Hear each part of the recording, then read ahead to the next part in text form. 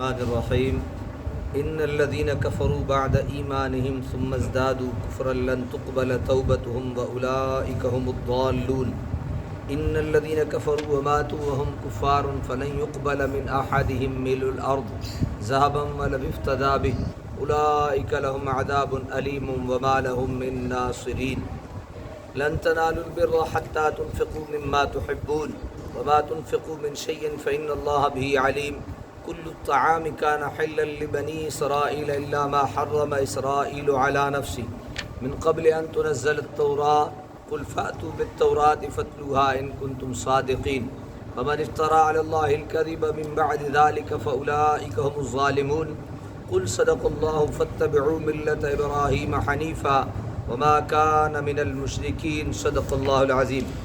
آیت نمبر 90 سے لے کے آیت نمبر 95 تک انشاءاللہ تعالی العزیز آج ہم سماعت کریں گے۔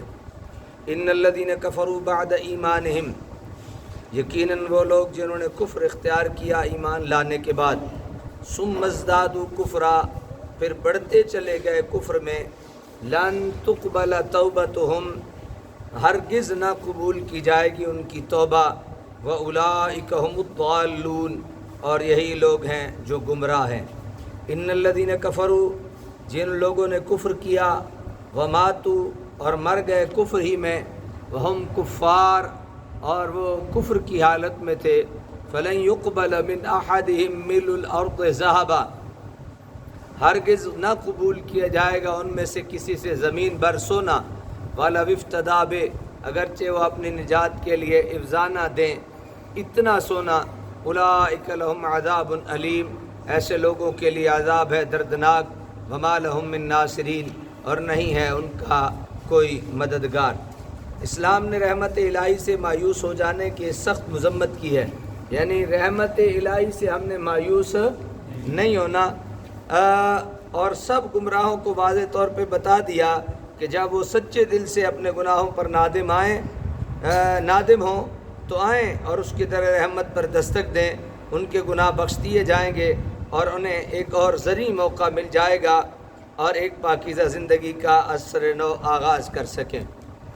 البتہ وہ لوگ جو زندگی بھر کفر و طغیان کے راستے پر گامزن رہے اور بعد آنے اور نادم ہونے کے لیے جو مہلت انہیں دی گئی تھی اس سے انہوں نے فائدہ نہیں اٹھایا، یہاں تک کہ موت کے جھونکے نے انہیں ان کی زندگی کا چراغ گل کر دیا اور ان کی بخشش کی کوئی صورت نہیں رہی۔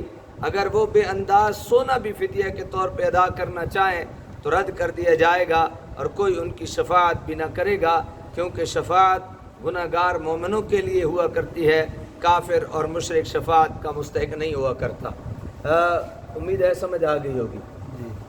دو چیزیں بیان ہوئی نا، پہلی چیز یہ کہ جو لوگ کافر ہو گئے ایمان لانے کے بعد، کفر اختیار کر لیا، ثم ازدادوا کفرا، پھر اسی کفر پہ ڈٹے رہے، لن تقبل توبتہم، ان کی توبہ قبول نہیں کی جائے گی، واولئک هم الضالون، اور یہی گمراہ ہیں۔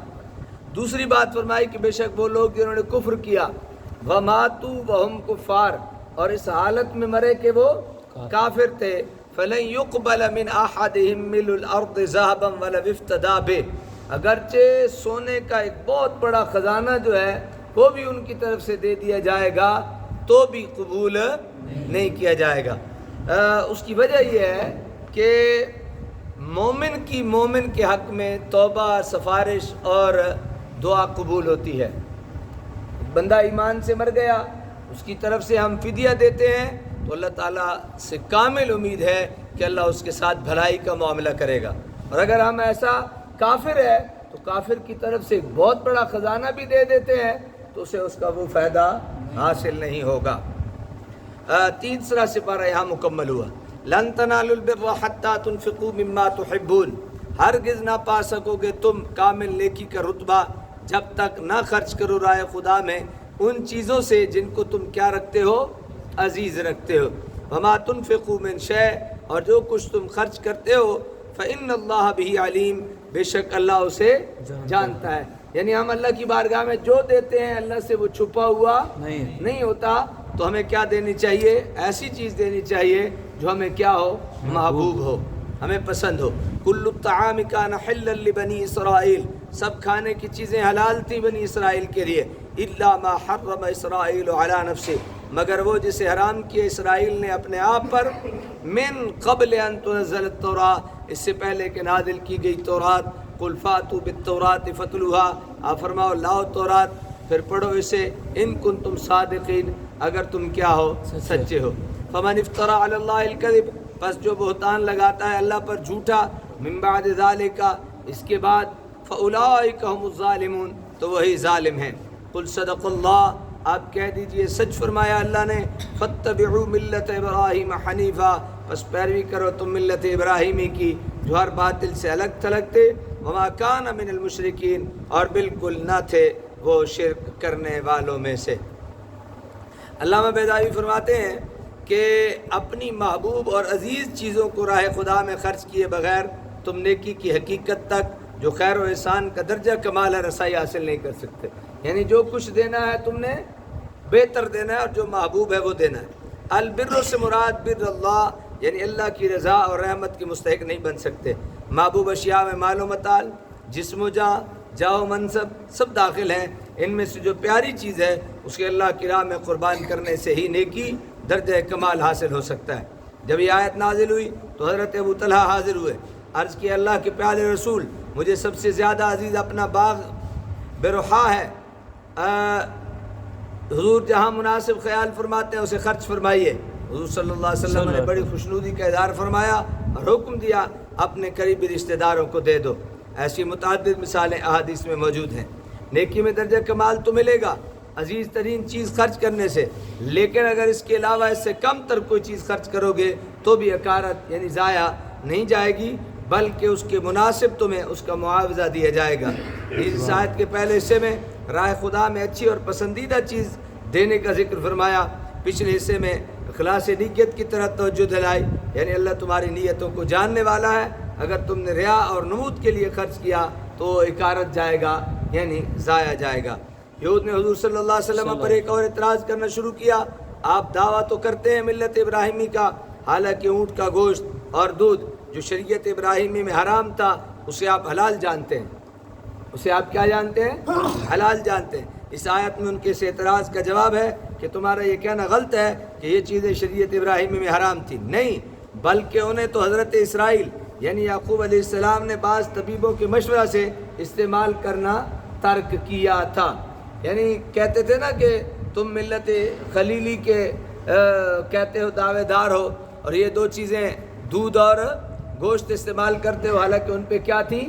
حرام تھی۔ تو جواب دیا گیا کہ حضرت اسرائیل یعنی یعقوب علیہ السلام پر یہ جو چیزیں دو نہیں وہ استعمال کرتے تھے، وہ طبیبوں کے کہنے پہ استعمال نہیں کرتے تھے، حرام نہیں تھی۔ ڈاکٹروں نے انہیں دو چیزیں کیا کی تھی؟ گوشت اور دودھ منع کیا۔ اسی طرح آپ بھی اگر کسی پہ گوشت اور دودھ منع کیے تو حرام تھوڑی ہو جاتی ہے، منع ہے۔ شوگر کا کوئی مریض ہے اس میٹھا نہیں کھاتا تو حرام تو نہیں ہو جاتا، اس لیے منع ہے کہ اس کی بھلے کے لیے اسے منع ہے، تو اس لیے انہیں جواب دیا گیا۔ یہ اوپر جو ہے نا الا ما حرم اسرائیل علی نفسہ، کہ اسرائیل نے اپنے آپ پر خود اس کو حرام کی، یعنی کچھ عرصے کے لیے اس کو روکا تھا۔ اگر اس بات کو تسلیم نہیں کرتے تو تورات لے آؤ، یعنی اگر تم یہ بات تسلیم نہیں کرتے نا کہ ہم یہ ٹھیک نہیں کہہ رہے تو پھر آپ نے کتاب تورات لے آؤ، تورات میں ساری بات کیا ہے؟ موجود ہے۔ اس سے حقیقت حال روشن ہو جائے گی، لیکن انہیں ہمت نہ ہوئی کہ کتاب لاتے۔ یعنی اللہ کا فرمان سچا ہے، تمہاری تحریف کا سکہ نہیں چل سکتا۔ اللہ تعالیٰ عمل کی توفیق نصیب فرمائے۔